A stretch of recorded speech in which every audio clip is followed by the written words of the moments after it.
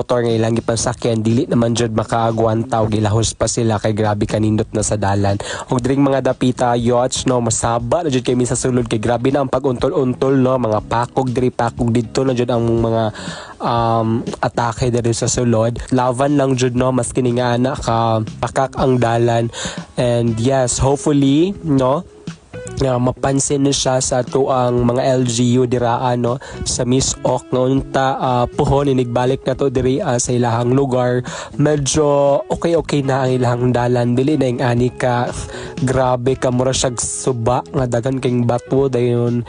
Ug para pud sa to ang mga residente no nga na dito sa Barangay Singalat, kay grabe nakita jud pud namo ang ilang struggle bitaw nga pag moadto sila sa town para mangumpra. Grabe ang sacrifices nila sa kalayon, sa ilang transpo, sa kanang mahubag-hubagan pa ka, magkurog-kurog pa ka sa dalan. And also dili lang kana no ang pagtranspo, but also sa ilahang mga estudyante kay lagi layo kayo. So kailangan pa nila mag-sacrifice no kay para ilang estudyante makaadto og town, which is layo jud kayo ang town sa ilaha para maka-access sa high school kay lagi elementary ra may naa sa ilahang community no.